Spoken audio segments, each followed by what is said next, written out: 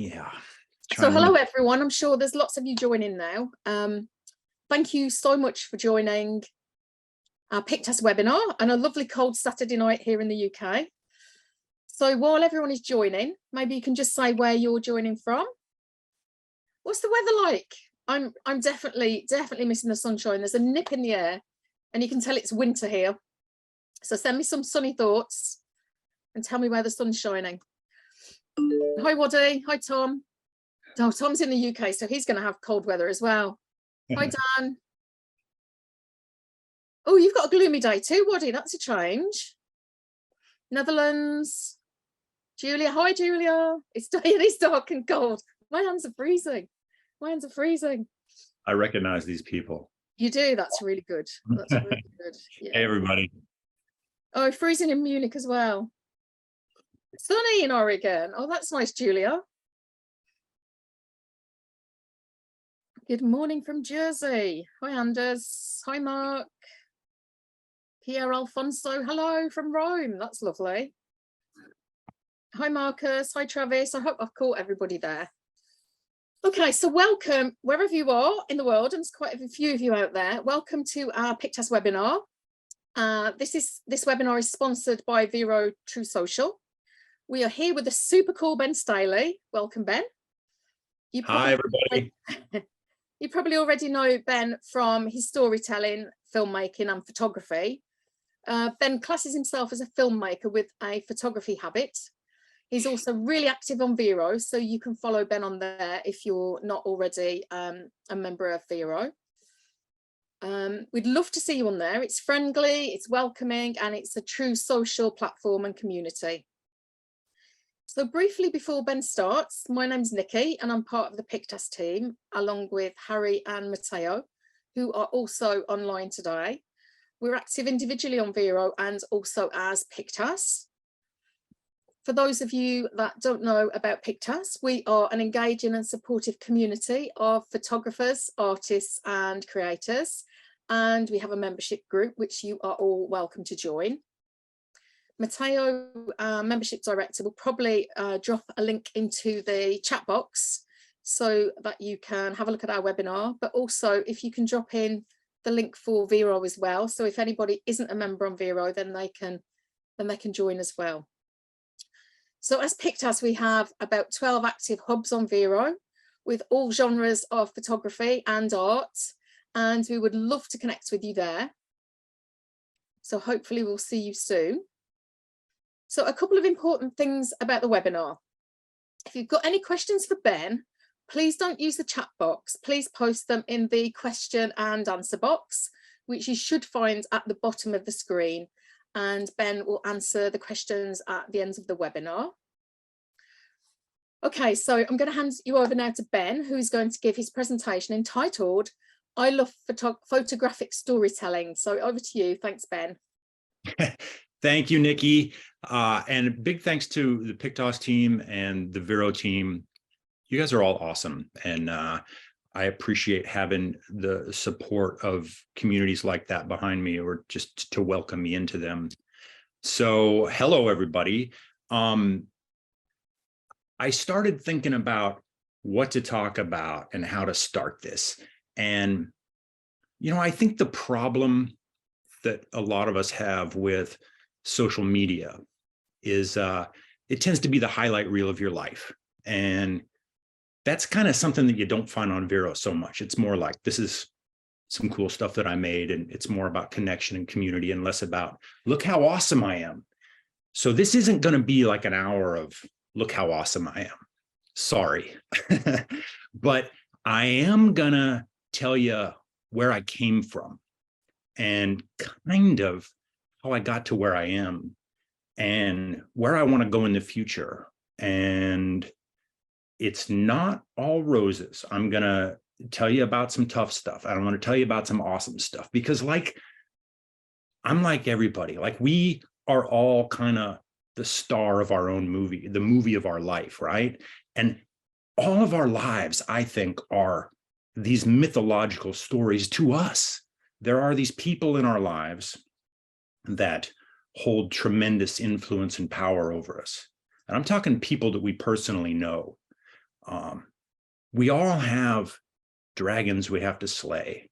We all have treasure to gain.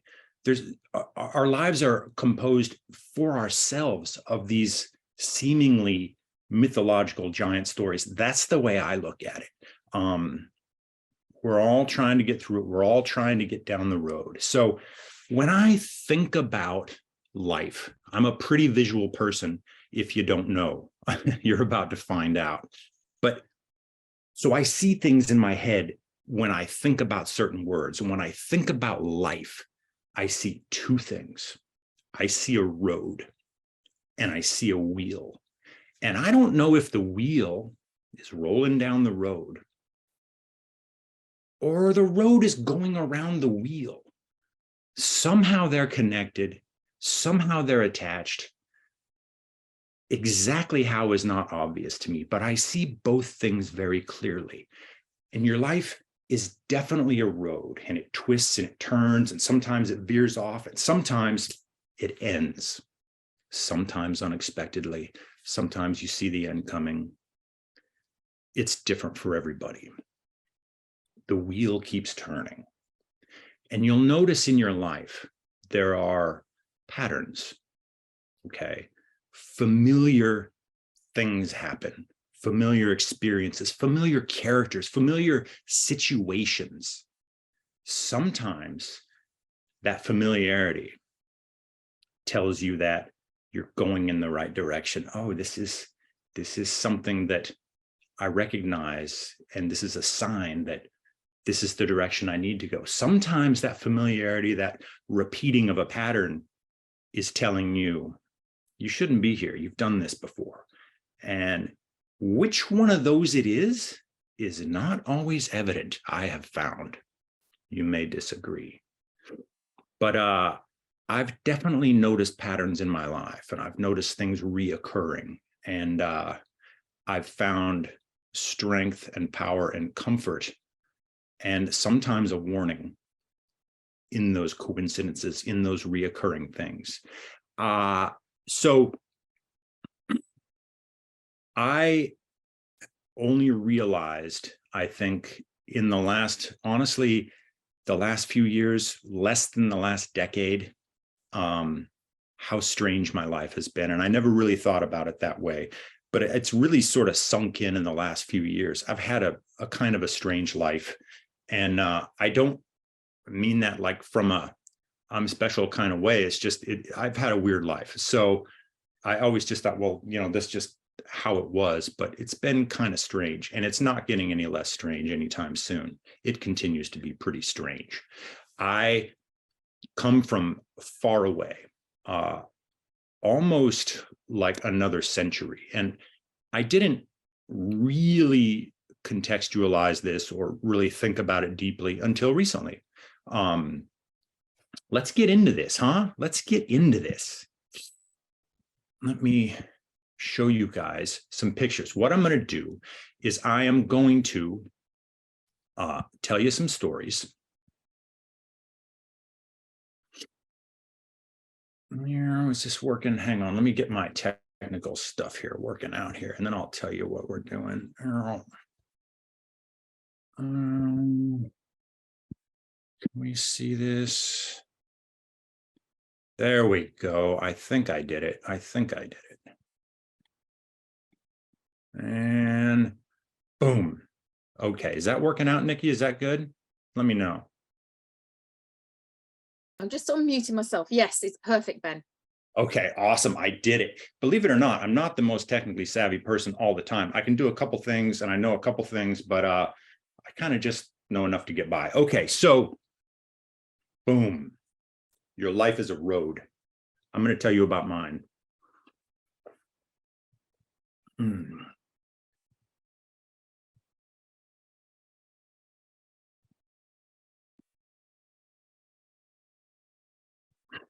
That's my parents' wedding. It looks to be a park. Okay. Now, my parents were from the Pacific Northwest.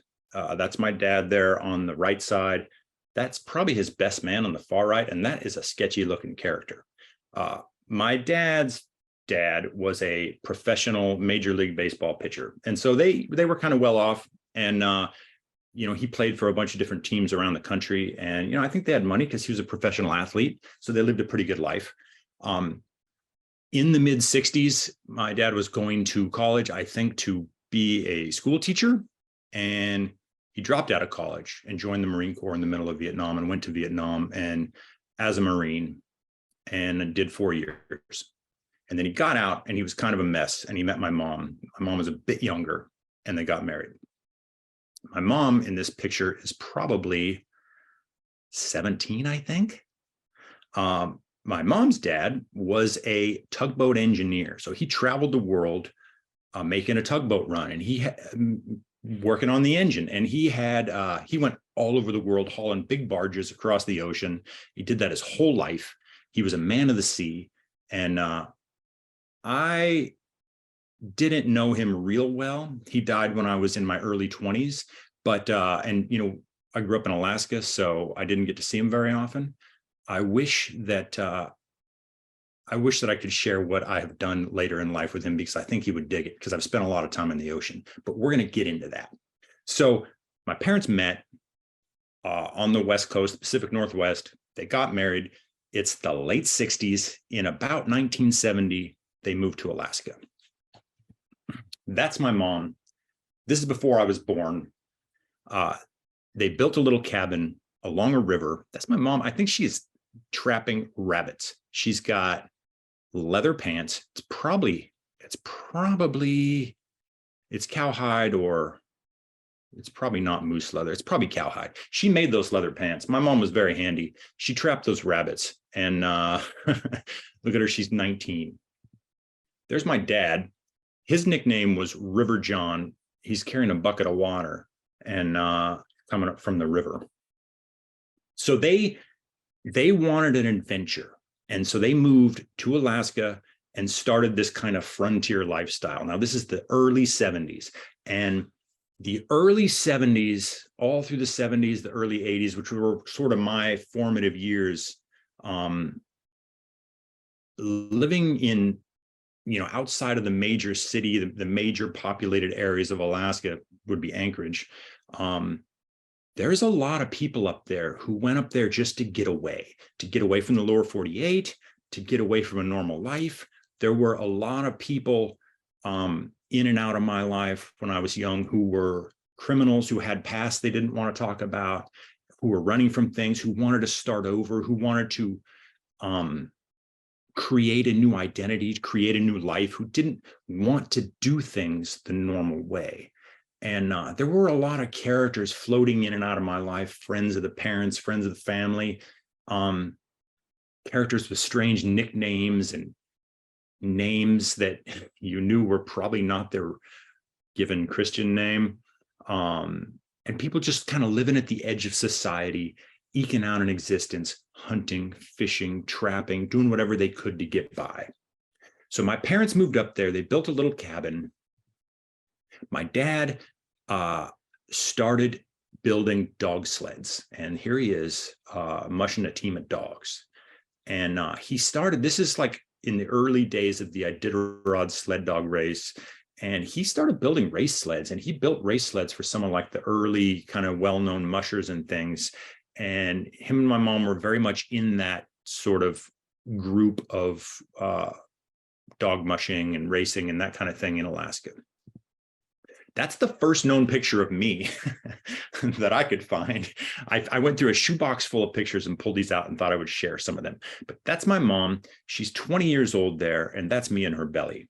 And you can see there is a dog house in the back, and there's some kind of dog back there. That is me and my dad. I'm, probably less than a year old. There I am on a wolf hide. There's me on my dad's back. There's my mom. God bless her. And my mom loved horses. She was a horse rider and always had horses. I don't know. I'm probably a year old there. There's me in a dog sled, a wood pile. that dog is named Ombre, and he's a big Malamute Husky. He was my dad's dog, and then became my mom's dog. And he was around till I was, I don't know, 9 or 10, I think, when he died. This is, I guess, where we were living at the time. I'm probably 2 or 3 years old here. Here I am a little bit older, and look at that outfit, stripes, yellow. We got a yellow theme. We got these big galoshes on. Let's break this picture down, because this is, I found this picture and I couldn't remember seeing it before, but it was in this box of pictures that I had. Let's dissect this picture. So it's obviously wintertime because I got the mittens and the hat and the boots on. There's a stove there on the bottom left of the screen. Now, under the stove, see that yellow thing? That looks like a road sign, which would be thick aluminum. And why is that down there? Or maybe it's steel, but maybe it's stainless steel. It's probably stainless steel now that I think about it. That's under the stove because the stove puts off a lot of heat and the floor is wood, and you don't want to burn a hole through the floor. So you usually put a big sheet of metal under the stove, or stone or concrete or something. Well, in this case, they put a darn road sign. I bet they didn't get that road sign legally. Maybe they found it. There's some kind of a makeshift shelf next to the door on the top left. You can see there's like a piece of wood holding up a shelf. I see a can of baking soda, looks like. And there's also what looks like a can of peanut butter on the very top left of the screen. Okay, so that leads me to believe that that's the kitchen area right there, which also leads me to believe that this is a pretty small cabin. And here I am getting ready to go outside. It's obviously nighttime. I've got my lantern. The lantern is lit. What am I going to do? I'm going to go outside and use the bathroom. I'm almost positive, because I didn't actually have indoor plumbing till I was 18 and moved out of state and went to college. So we never had indoor plumbing, electricity, an indoor shower. If you go back, see that? See that if you look at the top, there's some tubs hanging outside the house. That's usually how I bathed. In water that was heated up on a wood stove. So moving forward, this now is down the road a little ways. Now I'm probably, I don't know, 5 here maybe. That's my brother David.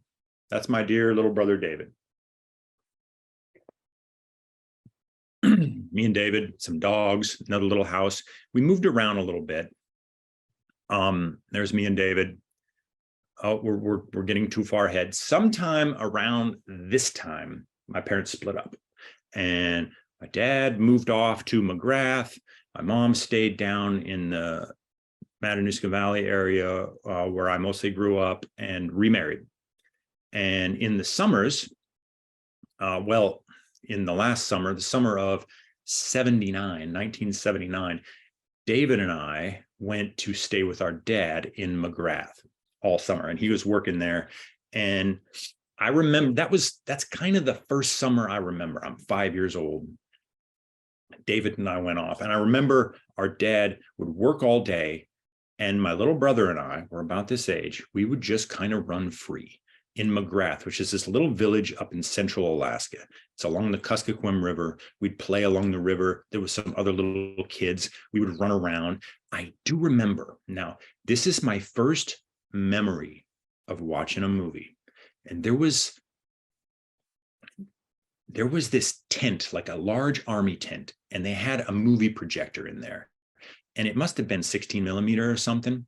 And every day they would play Bambi. So I remember my little brother David and I going into this tent, sitting in these chairs, having a little bag of popcorn and watching Bambi. And we would do that many times every week. That summer, I probably watched Bambi 20 or 30 times, and I'm not exaggerating. So shortly after that, I remember flying into Anchorage with my mother, and I don't know the exact geographical details, and I don't know if this matters, but I'm trying to set up some things here. Flew into Anchorage with my mother and went and saw the first Star Wars movie. And I remember I had a little red backpack, I had a toy rifle, and we went and watched Star Wars, and it blew my frickin' mind. This is a little picture a little later. David obviously loves Star Wars too, because this is Halloween, obviously. he has an R2-D2 costume, and I have a Superman costume.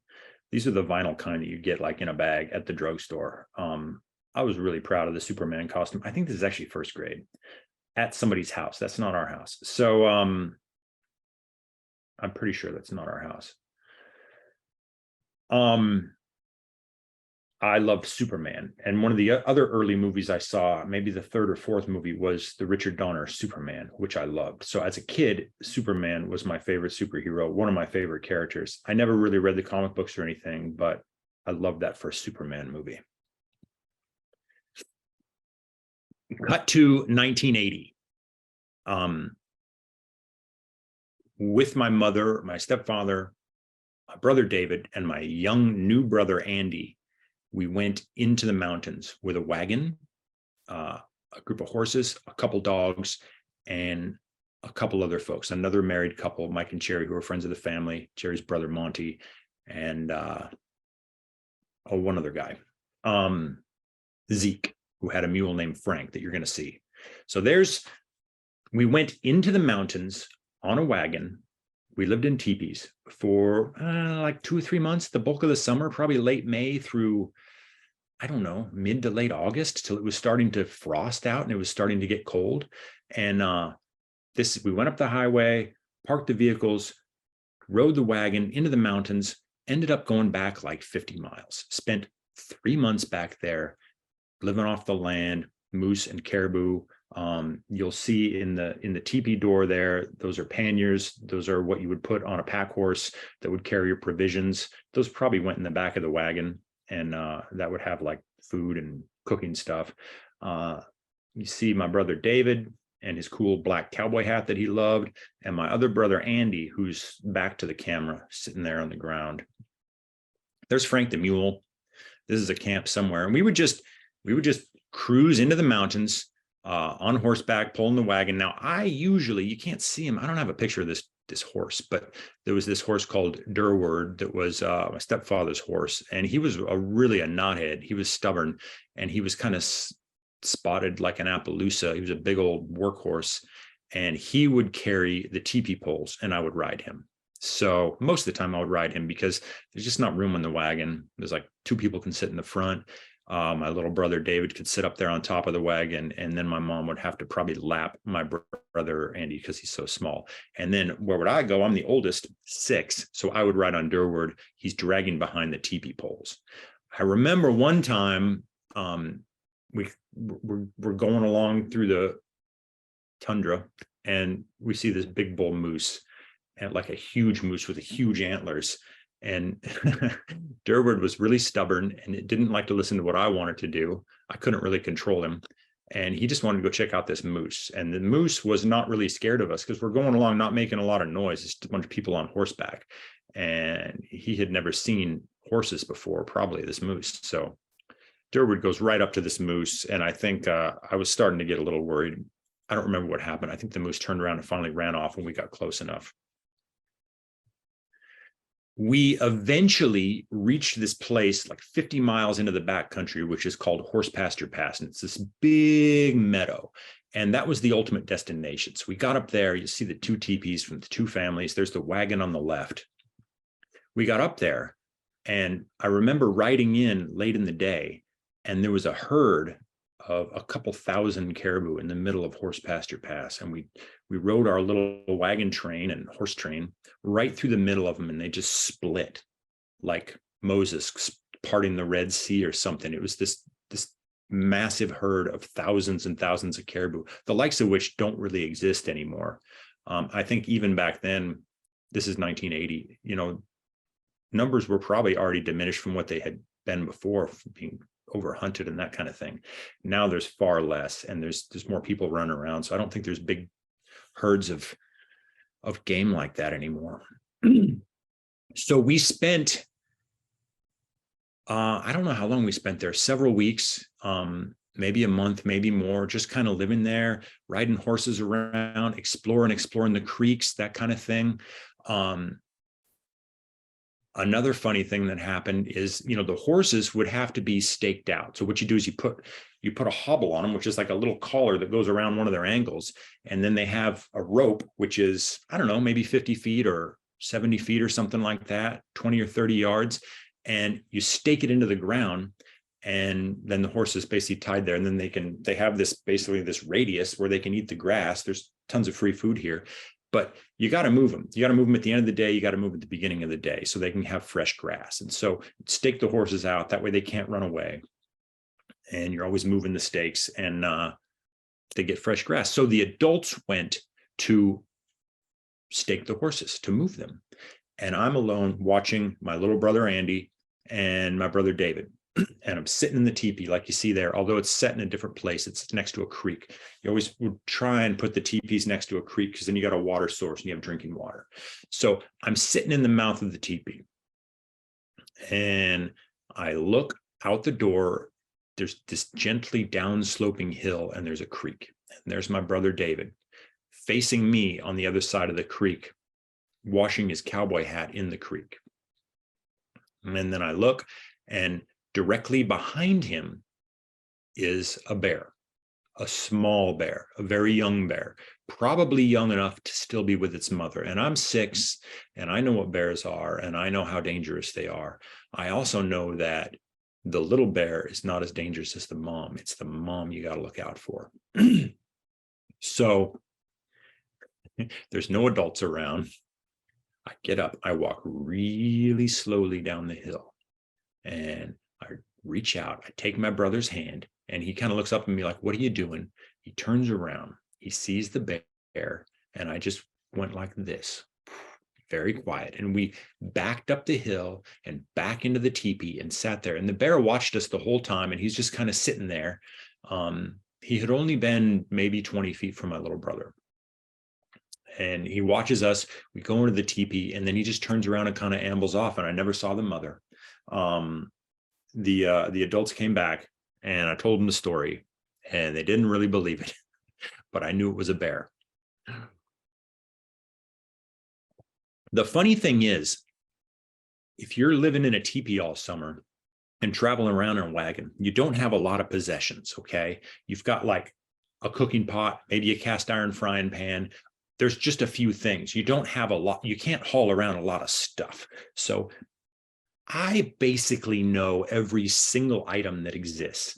I didn't even have many toys. I know a little pouch that I would put like things that I found in, like cool bones or cool rocks, and I collected that stuff.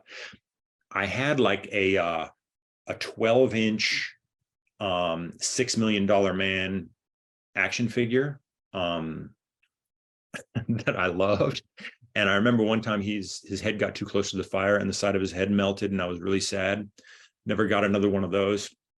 But I woke up one morning and there was this piece of red ribbon with some bolts attached to it, like a bolt and a couple washers, like a weight. And I'd never seen this before. And where did this come from? We're way up in the middle of the mountains. And I remember that's kind of weird. And the mood was really somber. You could feel it. And we had breakfast. And then my mom said, she gets me and my brother David, she goes, we're going for a walk. And we go for a walk, and we went a little ways from camp, and we sat down next to the creek. And I remember exactly what the light was like. She sits down and she starts crying, and she tells us that our father had been in an accident and had been killed. And so that morning an airplane had flown over. Somehow people found out where we were, and he had tied this message to this ribbon and dropped it, and they got it. And that's how we got the message that David and I's father had been killed. So that for me was a fork in the road. You know, losing a parent at 6 years old, you understand about death. You learn about your mortality. Death was not an abstract concept to me. It never has been. I understood very acutely that everything could go away in a minute. It could end at any time. And we're not promised tomorrow. We're not really promised the next 15 minutes. And I knew that from the time that I was 6. And I also have known ever since then, and I know it well now, that had my father not been killed when I was 6, had he survived, if he was still alive even, I would be a completely different man. I probably wouldn't be sitting here. Maybe I would be, but I would have probably a different outlook on life. I probably would have had different experiences. I would have had different guidances growing up. And so that event of him going away was one of the most formative things that ever happened to me. And I realize that more every day. So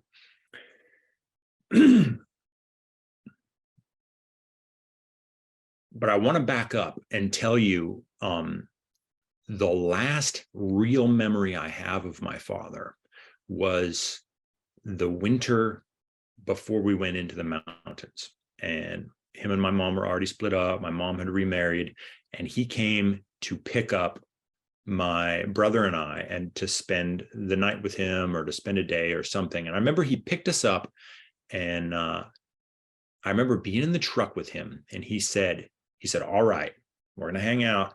You want to either go buy toys or go to the movies, right? This is what happens when you have like absentee parents, when the parents are split up and there's the shared thing. So that was his options for us. Do you want to get some toys or do you want to go to the movies? And there was no choice for me. I want to go to the movies. So I've always loved movies. It was always the thing that I wanted to do the most was go to the movies.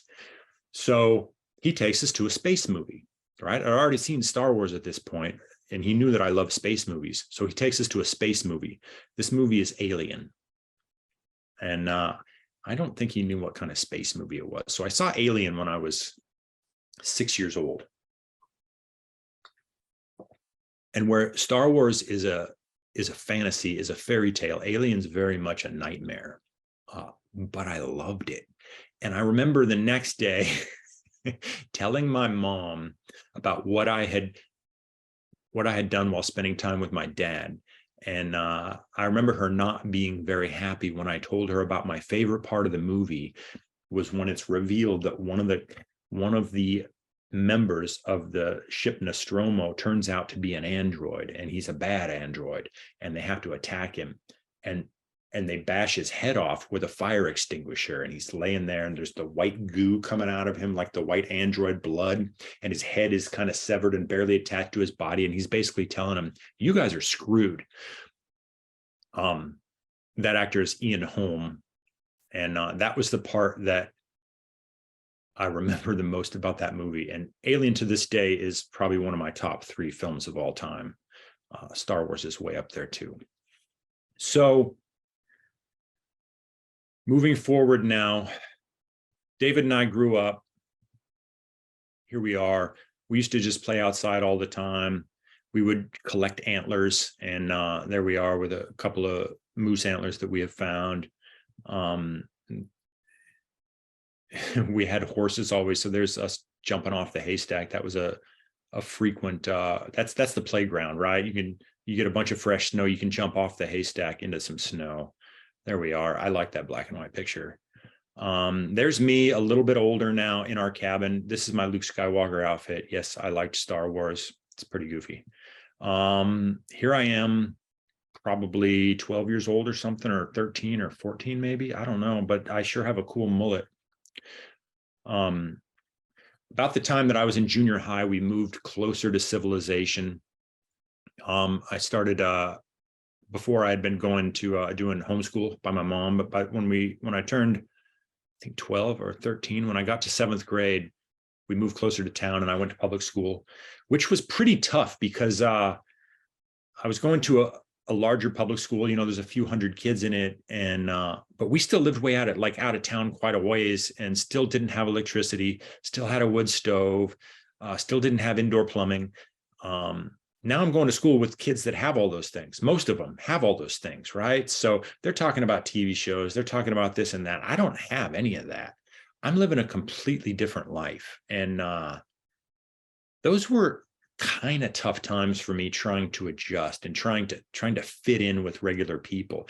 I always thought as a kid, living the way that we did, that and especially later when I got into going to public school and high school and things, everybody else is having these completely different experiences, and they're going on trips, and they can watch TV shows, and they can go and do all these things that we could never do. And I always felt like I was just really missing out on all the stuff that everybody else got to do.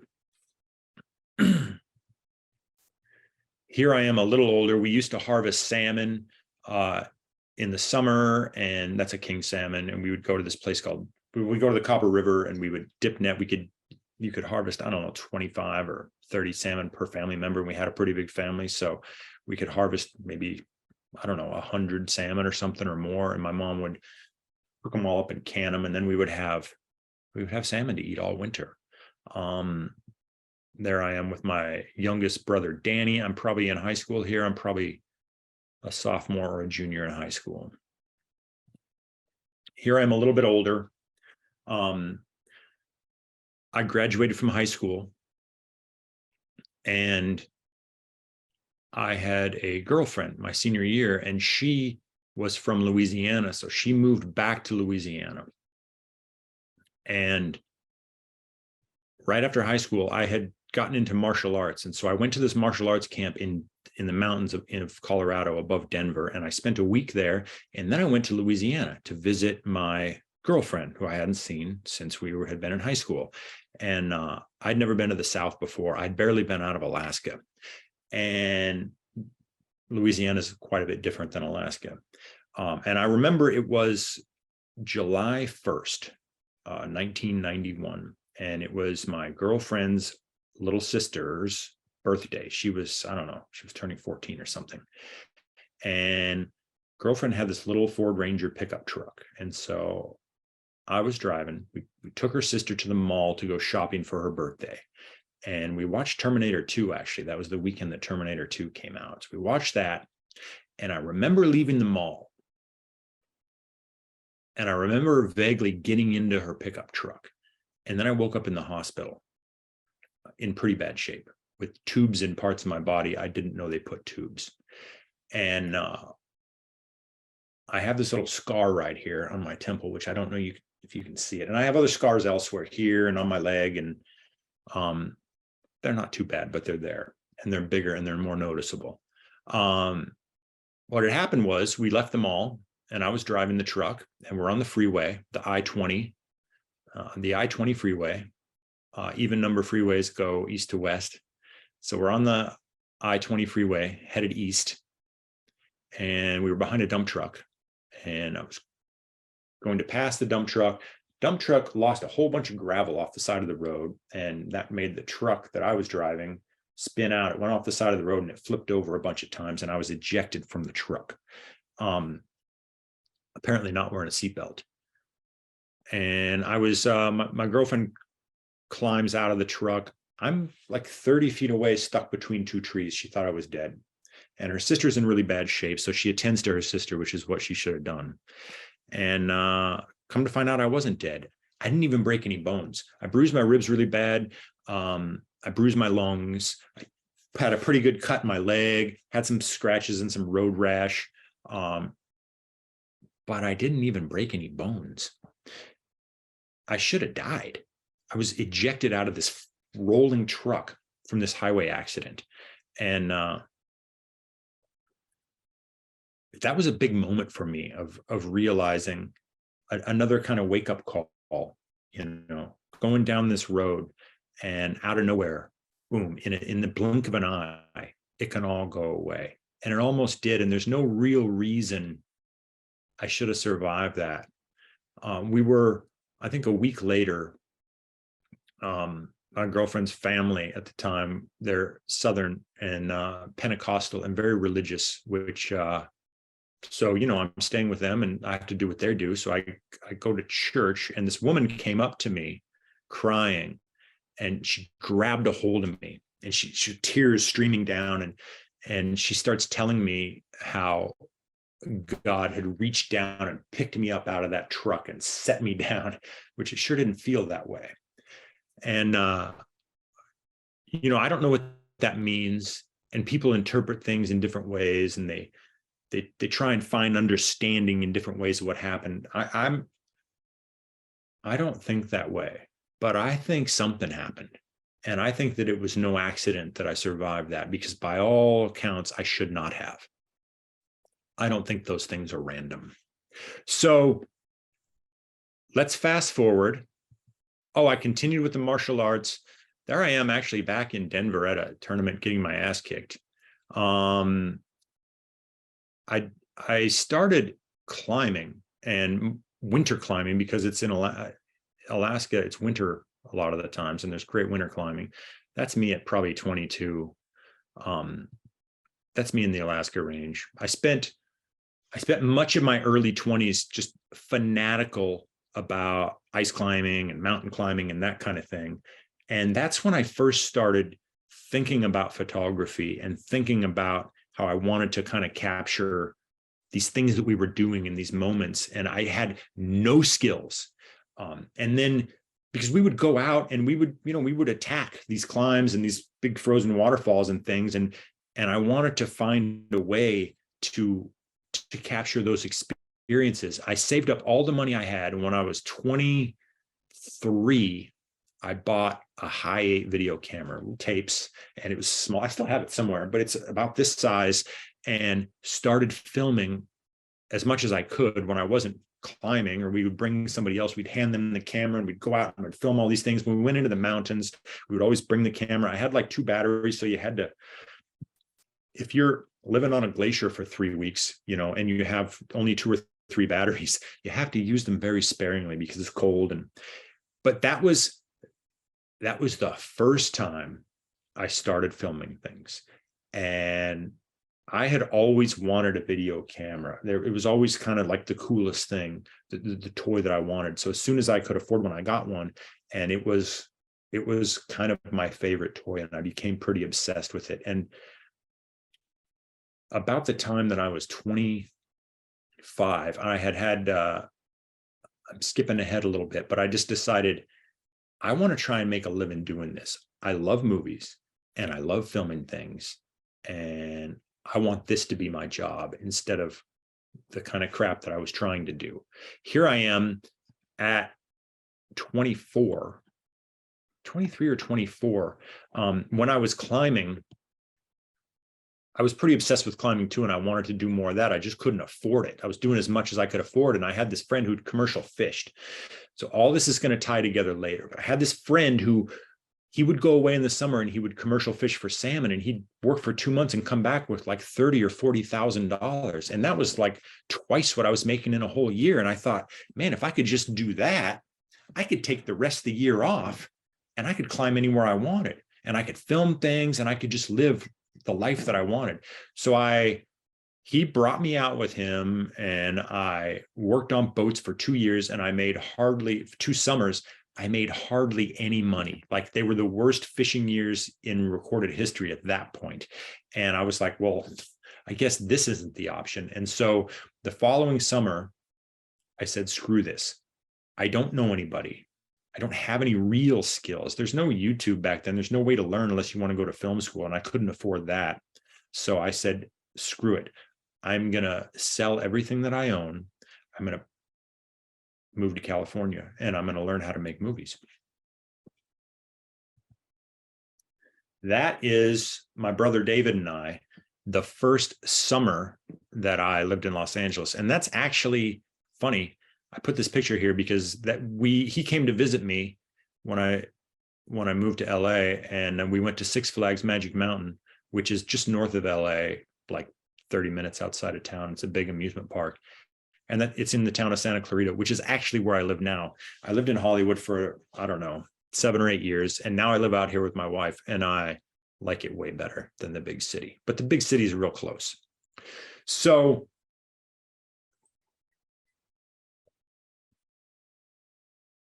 I moved here, and I didn't know anybody, and I had no skills, but I needed a job.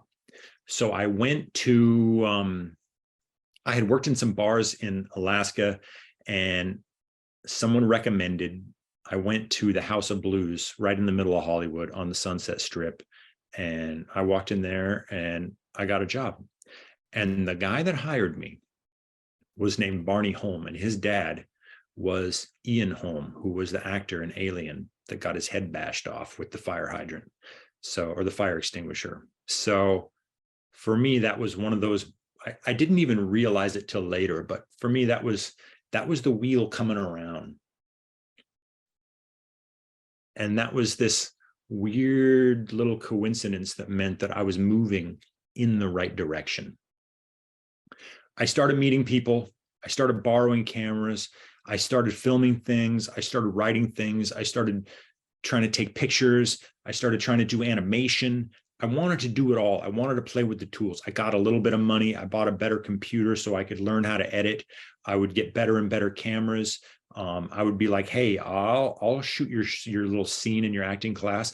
I'll shoot your short film. Let's go make a music video. Let's do this. Let's do that. And pretty soon people started seeing things, and I would do more and more. And pretty soon I was able to not have a regular job. But I'm struggling, and it's hard. But I'm doing bigger and bigger things. I'm having great things happen. I'm having really hard times happen. But I'm holding fast to this dream of being able to make movies on my own, or to make my own movies. And but cut to 9 or 10 years later, and I have some pretty good skills. I've done a lot of things, but I'm actually at a point where I'm struggling. My girlfriend, who's now my wife, who's also a filmmaker and actually pretty freaking brilliant, goes to a party for this project that she had worked on and meets this guy. And cut to a few weeks later, I'm in this office in Burbank having a meeting with this guy for this TV show, Deadliest Catch. Now, I had like small opportunities to do like reality TV and that kind of thing, but I never wanted to do it. I was always kind of arrogant about it. And, I was like, I don't want to do that. I'm a filmmaker.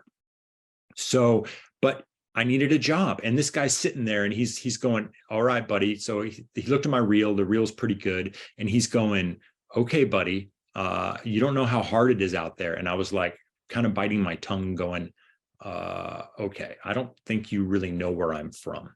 So I went out and they hired me and they put me on a boat. So that's me with the crew of the Northwestern. I realize that I am being super long-winded here, and I have barely gotten through all the pictures I want to show you. So, but I'm going to tell you about the first time I went to sea with these guys. I really needed this job, and they were actually paying me pretty well from what I was used to. And so I had talked all this smack about how I'm from Alaska and I've worked on boats, I've commercial fished, I've done all this stuff, and I don't get seasick. And so we get on this boat, and my first trip out, and instantly we're going into a massive storm. It's just timing. And we're like literally an hour outside of the port, and I start feeling really funny. And I go out on deck and I begin vomiting, and I got super seasick. I'd never been seasick before. It's freaking horrible. Apparently your body changes over time, because when I was younger and I fished, I never got seasick. So on that first trip, I couldn't hold down solid food for like 5 days. I'm just micro sipping water. And I was like, I'm not going to quit. I'm going to power through this, and we're going to get through this. So that first trip that I went on out there was the worst weather that I've ever seen in my life. And I've done hundreds of days at sea since then, but I've never seen weather that bad. And the Northwestern is a house forward boat. So it goes, the pilot house is at the front of the boat. And so when the waves are really big, the boats go into the waves, and then they go up them and down the backside. And so the captain sits in the pilot house and he's going into the waves. Now the crew and the work gets done in the back of the boat. So when we were coming down the waves at night, we're in seas. Now, the guy that you see just to my left, that's Nick, and he was the deck boss and the oldest and most experienced guy. And I said, Nick, have you ever seen waves like this before? And he goes, maybe once or twice. And we were in 45-foot seas, maybe. We were coming down these waves at night, and I could look out the back of the boat, and you have these big sodium lights shining so that the captain can see the crab pots in the water. Coming down this wall of water, and I couldn't see the top of it past the sodiums. It's just this massive wall of water. It's so immense and so powerful that your brain can't really process it. I've worked on Deadliest Catch off and on for the last 12 years now, I think. There I am on the deck of the Northwestern, the very first trip. There's Nick. So this is when I first started taking portraits of the people that I was working with. These are all from just over the years, many trips at sea.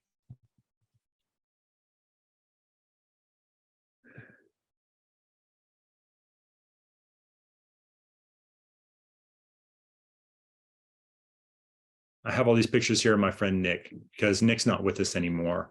And I was going to tell you some stories about him, but I realize I'm being long-winded, so I'm going to skip over Nick, but look at him on the right. That was the last time I saw Nick. And he was a dear friend, and I really miss him.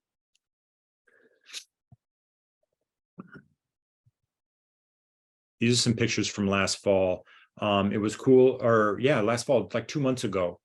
That's Sig Hansen, who was the captain of the Northwestern, the very first boat that I went out to sea on. There's Bill, who I've worked with a ton. And there's Landon.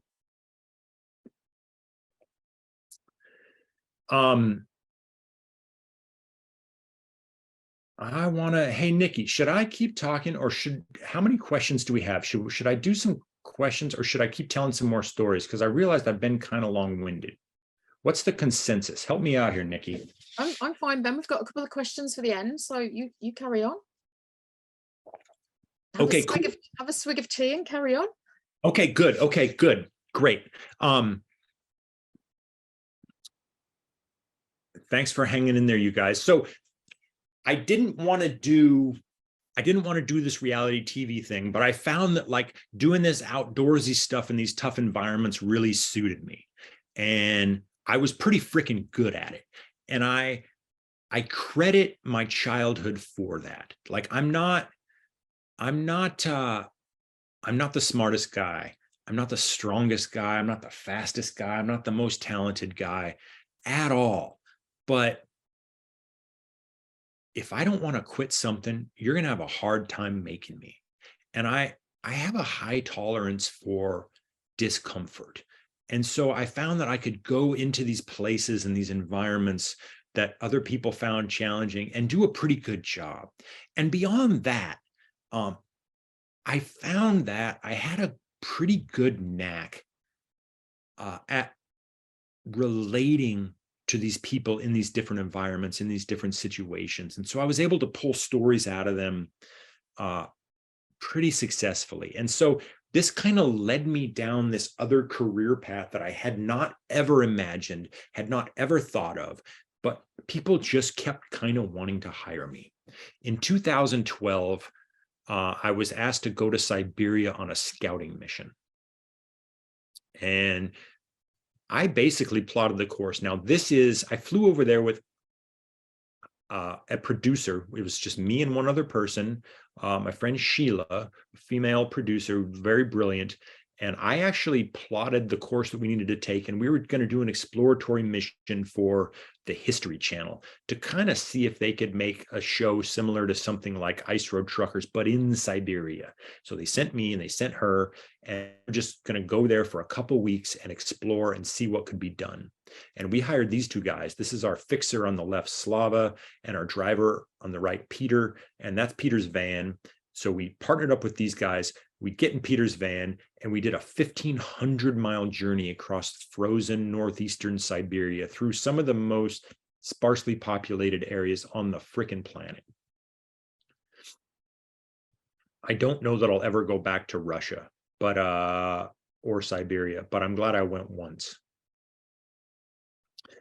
So this was a journey that was, it stayed with me. It was, you can be in remote Alaska. Of course, I grew up in remote Alaska, and you feel like you're out there and you need to be prepared. And if something happens, you're going to have to deal with it on your own. I've been to remote Alaska. I've been deep into the Amazon jungle, like far from anything. But I will tell you this, being out there in Siberia, you feel further away from any help or anything safe than I've ever felt before. We called the van the disco van because I was kind of the DJ. I plug in my phone, iPod, and play all the music. Yeah, man, but we drove up the road of bones, and then we drove up these frozen winter roads over mountain passes. This is like some high mountain pass, fairly high altitude. You can just barely drive up over it. And it was this crazy 1,500-mile journey. And at night, we would pull into these little villages, and Slava, our fixer, would take us like into some crumbling concrete apartment building, and we would go up and several flights of stairs and go through some back rooms, and we'd basically sleep in the back room of somebody's apartment. And then I would get up every morning before the sun rose, and I would take a camera and I would go out, I'd bundle all up. The sun's just still dark. And I would walk around through these little villages and photograph the residents or people who are up and walking around. And was kind of scary and kind of intimidating. These people are all hard, and they look hard, and they're tough. But I found everybody generally to be pretty cool. I remember this lady dressed to the nines in the middle of this super remote, really grungy, really dirty, tiny village. People are generally very open-hearted, very friendly, very warm, very tough. This guy's just living in a tent out in the tundra, not unlike my own childhood, although I had it better than this guy. Met some truck drivers. I could tell you some stories about these guys. I almost thought I wasn't going to survive this encounter. Pretty scary. This is when I really, really started to love photographing real people in real places, these faces that, you can't find faces like this in Hollywood, I'll tell you that. That's me having some, if this was color, you could see, but Slava and Peter bought this little container. They don't have, people are very poor, but they bought this container of these red fish eggs, which are to them like a delicacy, and they would spread them on bread and serve it to you. And let me tell you, it tasted freaking disgusting. But I took seconds because that's what you do. These people are offering you hospitality. And of course, I washed it down with a healthy portion of vodka. There's Peter showing me he's liking it too. Peter would stop all the time and kill whatever animal he saw. This is a really rare eagle. He cooked that. And yes, I ate part of it. This is the last village we arrived in, which is like as far northeast as you can go. There's me and Peter having a celebratory drink at the end of the road. I was going to tell you a story about, I really liked these dudes, and, we went all this way with them, and just because of it's how it is. And sometimes you go to these countries and, these people don't have as much as you do. And I'm very aware of that. And I sometimes struggle with how to deal with that. Peter tried to take advantage of us a little bit. He tried to sort of leverage the situation and keep a few $1,000s. Things got a little heated. I was more hurt than angry that he would try and steal a couple $1,000s from us, but that's a lot of money, especially to him. Ultimately, he coughed up the money. Peter's dead now, though. He died a couple years ago in a hunting accident. It's too bad, man. He was a cool guy.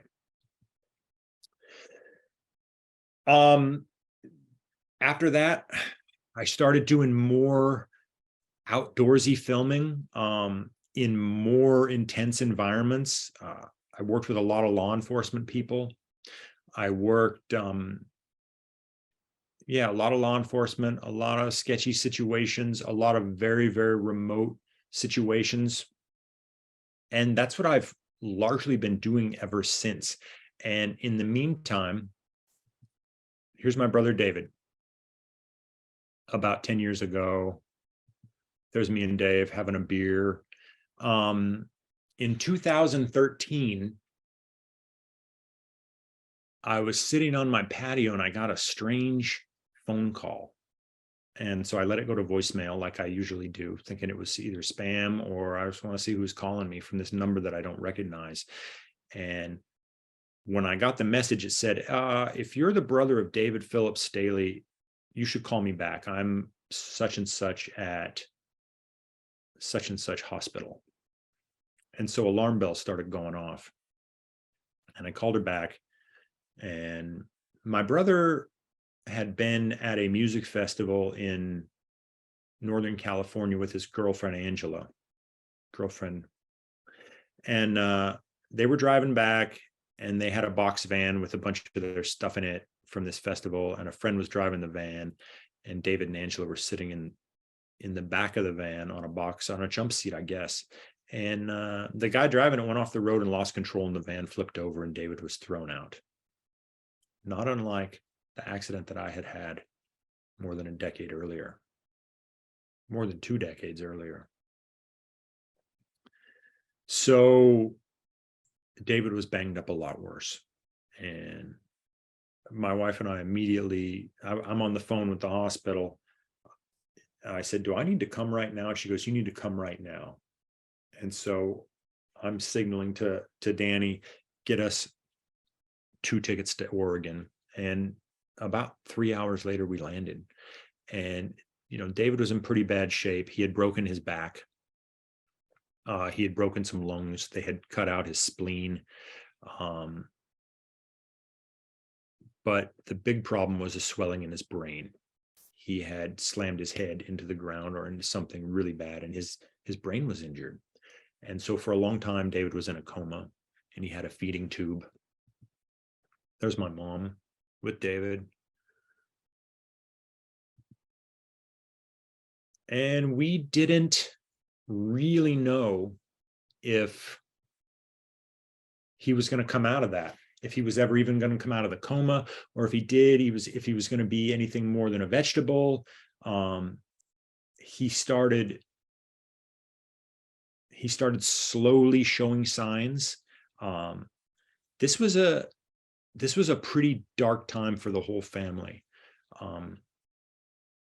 And I showed you all the pictures of us earlier just to sort of let you know how close, how much my brother means to me.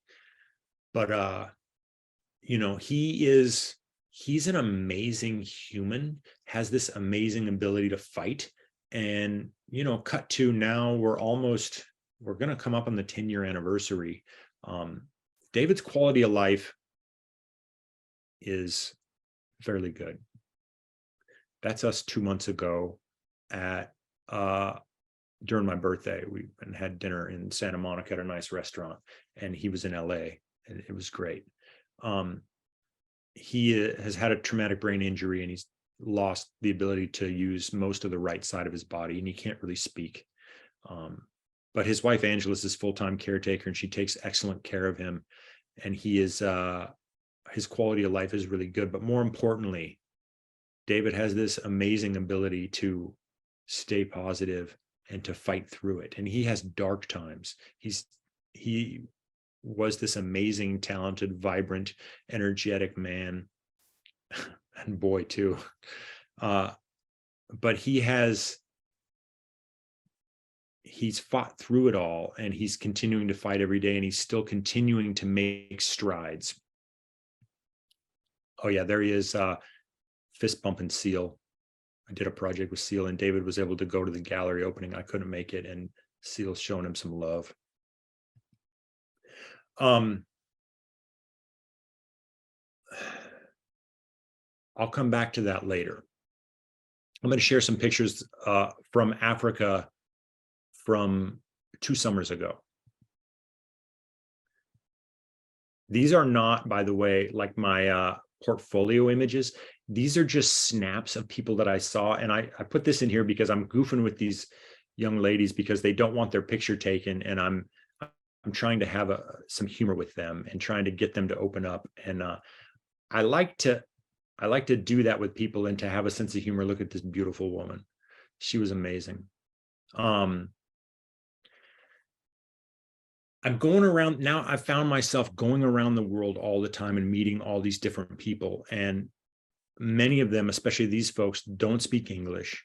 You have no way of communicating other than making signs, other than having a big smile and trying to find some empathy with these people.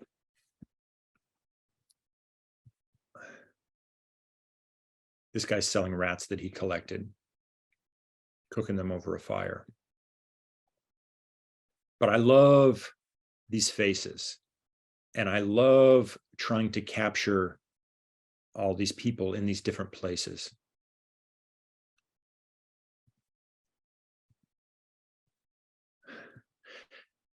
But I'll tell you this, it's the kids that I love photographing the most because they have these big eyes, and they're just so open, and they're so expressive, and they're telling you how I grew up. I thought that I thought we didn't have a lot, and we just lived in really small cabins. You saw the pictures. Very simply, no indoor plumbing, no electricity, none of the niceties that most people experience. But in the course of my adult life, I've been to Africa and South America and many other countries where people have far less and demonstrate so much warmth, so much generosity, and so much joy and happiness. It has made me reassess and reevaluate the way I look at my own life and my own upbringing. And it's made me feel so much gratitude for everything that I did have and have now. I love all these kids. Most of these children have only the clothes that they're wearing. And there's like charity groups that basically bring over dump truck loads of like secondhand American Western t-shirts and clothes and stuff. And so that's usually what they wear. They're all donated clothing in these small villages. These kids I really liked a lot. They really affected me. You see that, I think that's a little girl in the back. It's hard to tell, but she's got a slingshot around her neck, and they had fish tied to their belt. Slingshot. One of my coworkers took this picture.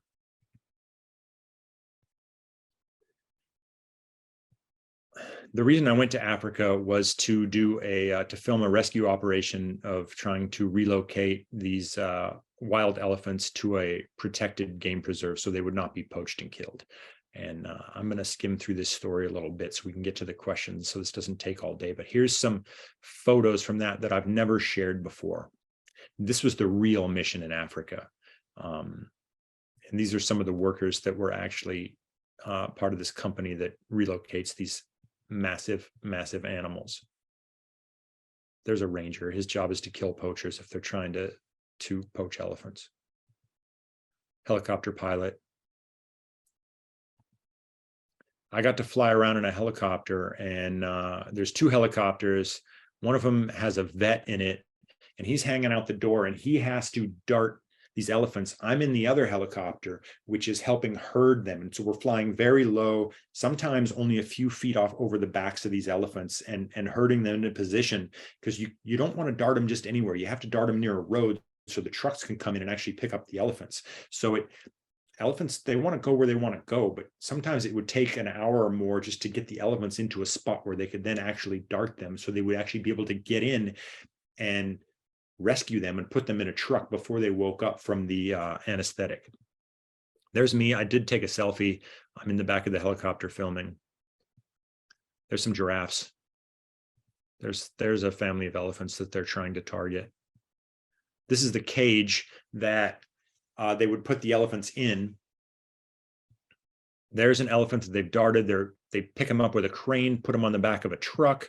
And then by the time they get him on the truck, it's getting dark. There's an elephant in the front. He is on the back of a truck being rescued, and he's going to be relocated.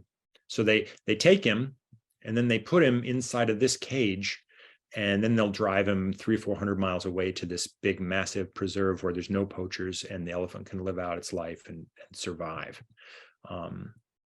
Okay, so this is a drone shot.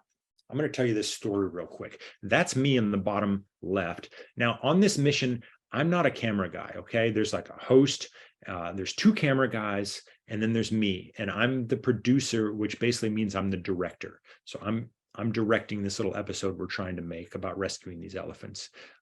But in this case, it's kind of all hands on deck. So the main camera guy is over filming the host, kind of over on the right side of the screen down by the door. The other camera guy is flying a drone. He's actually flying the drone that's overhead of me. So what do? I take his camera and I climb up on top of this big box. The elephant is inside of it. You can see through that hole, looking down, there's an elephant in there, a big one. You can see his tusk. So this is one of the strangest experiences I've ever had. Now, there's a light on me now, but usually the light is not on. And so it's very dark. And this thing is like 20 feet high. It's able to hold a massive elephant. He's inside of there and he's unconscious. And they put him in there, and then very rapidly he'll start to wake up. And now I'm leaning down, filming him through this hole. I took that with my digital camera that I had around my neck. And as he starts to wake up, now, one thing you can't do is get too close, because if he wakes up and grabs you with his tusk and pulls you in, you're not going to survive. You don't want to be in that box with the elephant. So everybody was very nervous that I was up on top of this box with that opening. But, trying to get the shot. So as he starts waking up and his eyes open and he's laying there and I'm just directly overhead, he starts looking right at me. And that eye is just boring into me. And then he'll get up like halfway and then he'll fall back down, and this whole big metal cage, it just vibrates because I'm on top of it. And the sound reverberates out this hole. And it sounds like they sound like a dinosaur or something. And he's kind of yelling and he's trumpeting and he's snorting and he's waking up basically from, he basically was given drugs and knocked out. So he's waking up with a hangover. Anyways, I'm up there and I'm filming him, and then he wakes up and he stands up and he's just kind of like looking right up at me, and I'm kind of back on my heels trying to make sure that he doesn't stick his trunk out and try and grab me. And I will tell you, that was probably one of the most intense hours of my entire life. Words don't really do it justice. Africa. Last story. I'm just going to share these pictures briefly with you. I did a job on Tobago Island late last summer, early fall. And this is an island at the southern end of the Caribbean, just off the coast of Venezuela, part of the small country of Trinidad and Tobago. I was doing a Discovery Channel project there, and but I'd get like a day off a week. And so what I would do is I'd roam around with my camera, and I started taking pictures of all the fishermen, because it's a small island and everybody there fishes. They're making a living off the sea. So these are just some pictures that I've never shown anyone that I'm pretty fond of. And I wish I could have stayed longer and actually made this into a bigger project, because this is actually the kind of photography and the kind of documentary work that I like doing the most. And that's why I'm sharing it with you. And sure, it's fun to shoot models and actors and musicians and stuff in a studio, but this kind of real world work is the closest thing to my heart.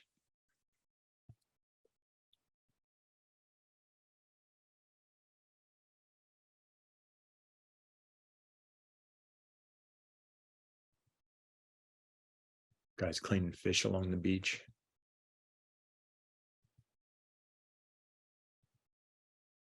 This guy's name is Sweetie Pie, and he lived in this shack on the beach right next to where we were filming. So I'd see him almost every day and take his picture almost every day, enough to where he got maybe a little bit tired of me taking his picture. But the dude is so photogenic, and he really is a sweetie pie. And yes, that really is his name, his only name, the name he goes by. One day I spent a couple hours on one of my days off down on the beach with this family. It's basically 3 generations of family trying to launch this boat to go fishing. I don't know, to catch dinner or to catch fish to sell, but I hung out with them and watched them rig up their boat. And that's the patriarch, the oldest male. These guys speak English, but their accents are so thick, they're really hard for me to understand. Look at this dude. He is freaking awesome. Okay, this next picture is one of my favorites.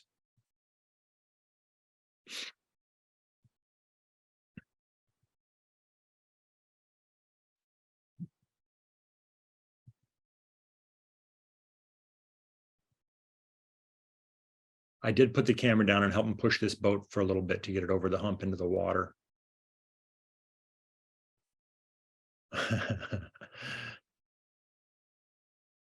So listen,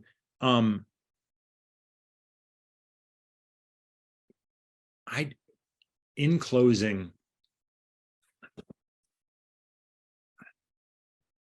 I look at my life and I see 3 roads. My father's road ended very abruptly in the middle of Alaska on an old mining road when he crashed his motorcycle and died. My life almost ended on Interstate 20 when I was thrown out of this rolling vehicle. My brother's life changed forever when he was thrown out of that rolling van on Interstate 5. I don't know why my father's life ended when it did, why my brother's was changed forever when it did, why I walked away virtually unscathed. We don't know when our road's going to come to an end. We don't know what curves are coming. We don't know. All we have is what's right now, and we're not promised tomorrow. So the lesson that I would like to make is that, you might think that there's people out there doing things that you want to be doing, or some people have been given more, some people have less. I would urge anyone that's interested in storytelling or making pictures or doing that kind of thing, look to your own life, look to your own personal mythology, and look to the things that you've been through, where you came from, for strength, for power, for inspiration. I don't sure you need to go out into the world and you need to kind of throw yourself against it. And you need to test yourself and you need to find out who you are.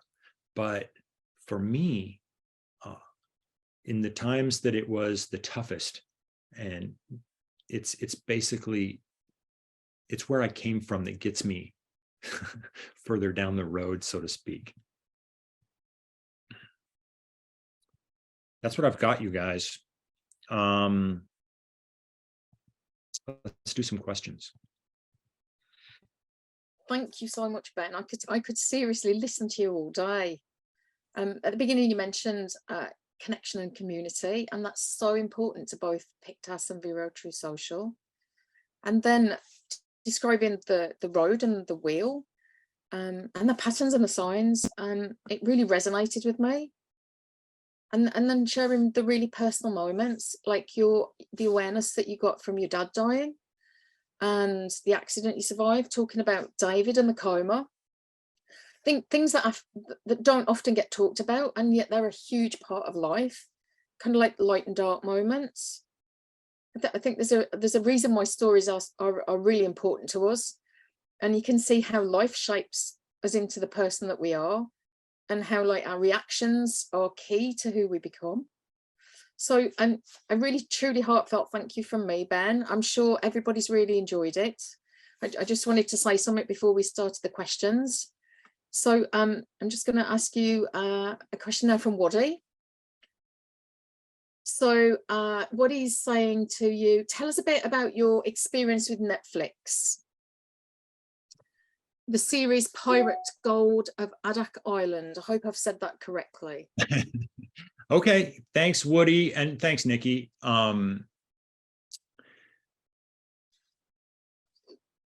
The Pirate Gold of Adak Island was a show created by my friend Decker Watson, who I worked with on Deadliest Catch. He was the executive producer, and he kind of started working on boats the way I did, and then eventually became the executive producer, and we're friends. And he created this show about Adak and asked me to come help him make it. And interestingly enough, we were just in Alaska 2 weeks ago filming some stuff for this other kind of project that he has going. But so maybe I'll be going back to Alaska with him in the new year. I kind of think I will. But yeah, that was I don't know what I can tell you about it other than I spent, I think, 11 weeks on Adak and living in old military housing, actually with my friend Decker and I. We basically were like, we're both married and have kids and stuff. And so, but we were like living like a couple bachelors in this old military housing and making this TV show.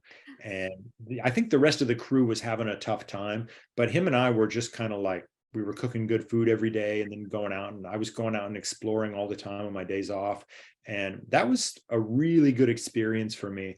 I have so much photography from that 11 weeks that I want to share that I've never shared, that I'm hoping to do in some kind of longer form project or something. I'm not sure, but yeah, I think I'm proud of the work we did. I think ultimately I was not the one in charge of the show that was being made, or I wasn't directing it. There was a showrunner director. I was really just there to kind of film things and be a one-man band. There was a whole team that made the show, but then I was there as kind of a rogue agent, and I actually shot whole sections of that show all by myself.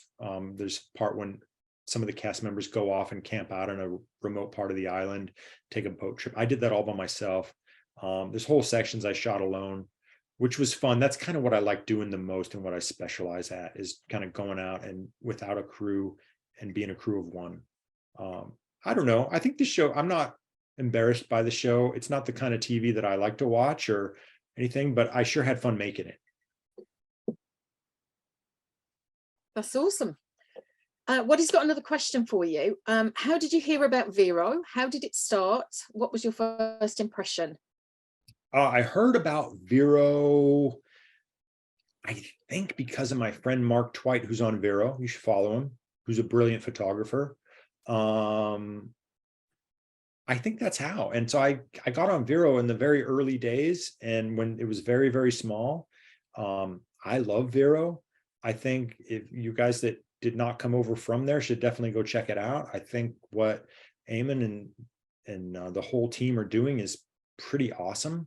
It's why I've stayed, and it's why it's like kind of like coming home. There's no bullshit. So yeah. Cool.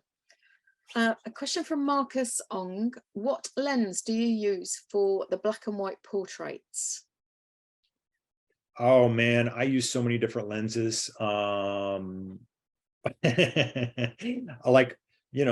a bunch of honestly, it's whatever I have. And especially, now I like an 85 millimeter for portraits. I'm using that a lot. If I'm using, my wife has a Sony camera I use for that a lot, but my own cameras, I just have 2 Leicas. And so I'm either using like a 28 millimeter or a 50 millimeter. But yeah, that's it. I mean, I prefer, I should qualify this. I've been going through like a bunch of different lenses and stuff. So I don't have one I've used. And like some of those portraits are old zoom lenses. Some of them are fixed prime. Some of them are like vintage lenses. I literally will use whatever's within reach. What do I prefer? I prefer a fast 85 or 75 millimeter lens. If I had to choose, or if I was just going to have one forever, that's what it would be. That sounds cool. So Michael Zimmerman is saying, no question, but wanted to thank you for the inspiration for photography. He says he just picked up photography about 2 years ago. He's in his early 50s and he's a proud owner of a Leica Q2 and still learning. So thanks again. Yeah, aren't we all, brother? Good for you. So De Lorenzo Aldo, in these situations, what camera and lens are you using? Now, I think that was when you were talking about the photography in Africa. In Africa, I used only, I had a Leica Q2 with me. And I also had my M6 here that I have in my hand that I shot some film with. But all the photos I showed in this presentation were all taken with my little Leica Q2 28 millimeter, which is, I think, I really love that camera. It's changed the way I see things and the way I capture things. And it really is, I think, the best take everywhere, do everything camera that you could have. I really love that camera. So. Awesome. That's awesome. Julia Ravitt, why did you choose to start a YouTube channel and how's that going? Julia, I started, well, okay. So in March of 2020, I got on a plane and flew, took a 36-hour journey to Namibia, and I landed to do a show for like 5 weeks or something, and a job. And 2 hours after I landed, everything was shut down because of COVID. And so then I flew 35 hours or however long it was home, and I landed, and I didn't have a job, and I didn't know when I was going to have a job again because it was the pandemic. And so I'm like, well, I'm just going to start making some videos. And so I didn't know what I was doing, and I didn't have a plan. And so I started making videos, and I'm not making them as frequently now. And I'm not making like YouTuber-y videos. I kind of just do whatever I want to do. So it's probably why it's not the most popular thing, but I actually really enjoy it, and it keeps me busy. And I didn't talk about this earlier, but like, I love doing photography, but I love making films and telling stories that way. And so it just keeps me doing that. And I don't put, it's not professional work. It's just me. I can be a little rough around the edges. I don't have to be super polished. I can just do things on a whim, and I can do things how I want. So I like that, because, if I'm filming something for Netflix or Discovery Channel or whoever, they have delivery requirements and things have to look and feel a certain way. So I just wanted a place where I can just make any kind of goofy little video I want. And that's what I do. I'm not really talking about not doing gear reviews and shit like that. So, yeah. Thank you. Okay, Anders Holst Samuelson says, what are your values as a filmmaker with a photography habit? Anders is a frequent YouTube visitor. I know that dude. Hey man, thanks for watching. Thanks for showing up.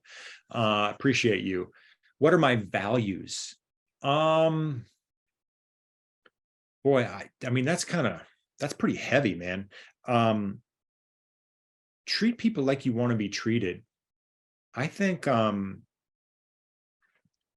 don't know if this is what you're asking, man, but it's like, I am more than anything a documentarian. And so it's really important to me how I treat people that I'm photographing or filming, how I approach them, and then how I leave them. More importantly, how I leave them. And I just think you need to treat people with a lot of compassion, a lot of understanding, and a lot of empathy. And you need to have a sense of humor too. It's like, I don't know. I try not to take things too seriously. And it's why I showed like a lot of the kind of goofy pictures from Africa. Is like, I like to joke around with people, and I use kind of humor and goofiness a lot to kind of break the ice, because I'm kind of a big dude and I have this bald head, and I can be kind of scary looking if I'm not smiling. So I pay really close attention to how I'm approaching people or what I'm saying or how I'm looking. I've gotten better at that over the years. But I don't care. I don't want to get a shot of, like, I don't want to sneak a shot of someone just to get it, or I don't want to have to like deceive them or trick them into doing or saying something so I can put that in my film or in my, that's actually the problem I have, and why I do less and less of this kind of like docu-reality type stuff, because a lot of times it comes down to like trying to get people to say something that you can twist later. And that's a lot of what those people do. And that's the kind of storytelling they do. And I don't like that. I think it's kind of gross. I do like a pure documentary approach. And so those are the kind of projects I'm trying to do more of. Being really authentic. 100%. Thanks. Good question, bro. Gregory Antikian, I hope I've said that correctly, says that was very powerful. Thank you. Oh. Okay, we've got a question from Tom Hodgson from Vero. I know, Tom. Ben, you're a wonderful super storyteller, my friend. I'd love to hear about how you approach your writing. Do you draw on the same sources of inspiration and direction as your photography, or is that something different? Hey, Tom, I appreciate you, man. Tom's one of the guys that helps run Vero, and he's rad. So, good question, Tom. I like these questions because they make me think about what and how I'm doing it, because I oftentimes don't really think about how I'm doing something. I just kind of do it. And then,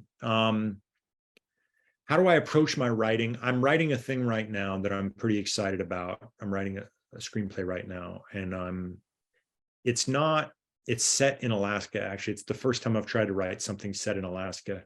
And it's not based on any of my own experiences. It's not anything that comes from my own life. It's 100% made up, but it feels like going home, and I feel like I'm able to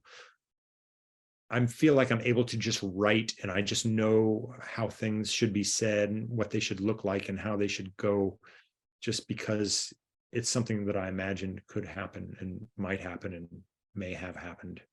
Does that make sense?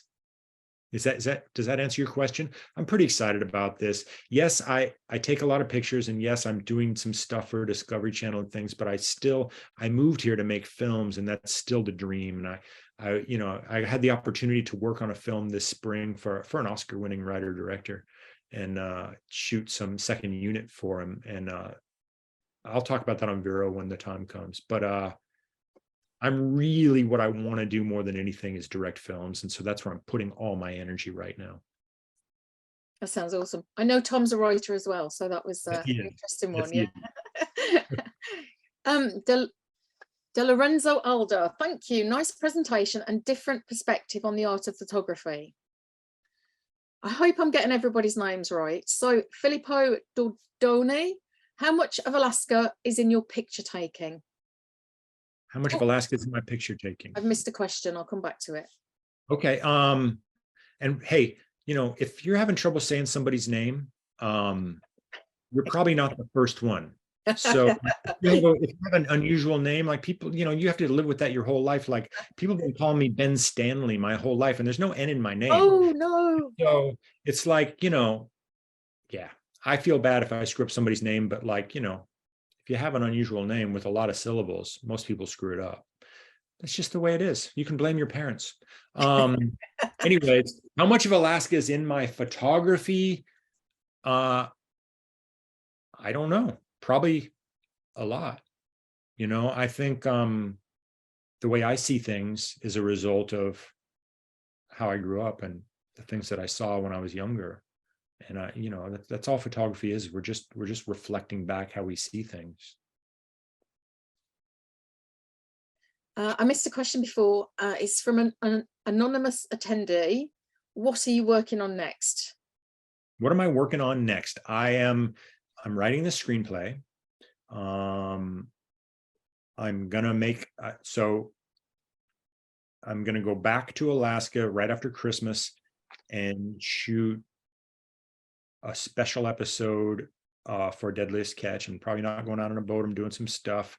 I'm going to do some filming for them on land up there for a couple of weeks, or maybe a week, or I don't know. I'm not exactly sure yet, but the beginning of the year, that's what I'm doing. Then I'm going to stay up there and probably make a short film that I have written. which I'm really excited about since I'll already be up there. Had an actor friend come over last night and talk about that. So the wheels are turning. After that, there's a couple things kind of brewing, but I'm not sure. I'm a freelance filmmaker. So sometimes I know what's coming next for the next 6 months. Sometimes I know what's coming next week. Sometimes I don't know anything. So yeah. Yeah, if you need me to come make a documentary for you, hit me up. I'd say that's going with the flow as well. Okay, Dan DeCenzo, thank you for the powerful stories, so inspiring. He's a proud Q2 monochrome owner that also loves to shoot video with it. Love how the monochrome sensor captures. I would love to see a monochrome sensor on an SL2, for instance. As a black and white fan, is it something that you would also love for shooting movies? He also says, thank you, Ben and Pictas, for this awesome webinar. Thanks, Dan. Okay, Dan, sure. I would love to have a black and white video camera.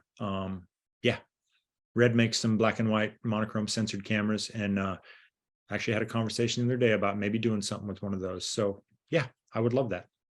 Thanks, man. And we've got a question from Annie Hernandez. I think this is your last one, actually, Ben. So, Ben, do you feel that the empathy, the love of the people that you've captured in your remote journeys is what makes your photographs a meaningful story? Do you believe that storytelling is an important part of the arts? It's not up to me to say if anything that I do is meaningful. You know, other people can assign meaning or decide that. I'm just kind of doing what I'm just going through the world doing what I'm doing. I don't know if it means anything. But you know, as humans, we are storytellers. We used to draw on cave walls, you know, before we could do anything. That's all a camera is. A camera is just an extension of that. So what it's in our blood. Like as soon as we became sort of sentient and we evolved with a little more insight and a little more intelligence, we began trying to explain to each other how we saw things and what we'd done and where we'd been. That's what we do. We're compelled to do that. So we're storytelling machines as people, no matter who we are. It's part of our identity as a species. It really is. It really is. You've got some more questions now. So Brian Woods is asking, any plans for a book of your photography? I don't have any plans. No. You know, maybe that'll happen down the road. I just haven't had time to do it. I am going to, in this next year, get serious about trying to do like a once a year or maybe twice a year, if I could have the time, do like a zine, which would be just like a collection of like the last year or two's photography. There's a lot of stuff that I do that doesn't end up on social media. It doesn't even end up on my, you know, website or like what do I do with this stuff? But there's stories there, for example, like some of the fishing photographs, and there's like collections of things that I've done and that I could maybe put out in a zine that I think would be cool. And I would like to do something like that. As far as a full book, I have no plans, and I would love to someday. Yeah. We've got a final question from Marcus Ong. For whom you photographed, do you go back to them and hand them a printed copy of the original? Not really. No, I haven't done that. And I would like to. I'm not printing very much of my work. I'm going over to my friend Milo's house after this, and he has a dark room and we're going to print some work. So I'm really excited about that. He's going to teach me some stuff. But I would like to actually, this sounds weird, but I would like to photograph less and then print more, or just, you know, actually put the work somewhere more. I have realized in the last month or two that, man, I'm creating a massive volume of work, but it's not really going anywhere. And so why am I doing that? And I'm trying to change that. I'm trying to be better. I'm trying to be better, you guys. Thank you, Ben. So Pictas would like to thank Ben for that amazing session. Thank you so much. And we'd also like to thank Vero True Social for their sponsorship in allowing Pictas to bring you this webinar with Ben Staley, spelt correctly, or said correctly, I should say. Thanks everyone for joining. I've just got a quick message for Julia Revitt. Thank you for asking me about sharing the webinars. This and the one with Jodie will also be shared so that anybody that has missed it will be able to see it. We will post the link on Vero True Social. So please check your Pictas account on Vero True Social for the next webinars, and we will see you again soon. Thank you so much, Ben. Wonderful webinar. Thank you, Nikki. Thank you for the whole Pictas team, and thank you for the Vero team, Eamon and Tom and John and everybody over there. You guys are awesome. Thanks for everybody who tuned in and listened. Go take some pictures. Thanks, Ben. Good night, everyone.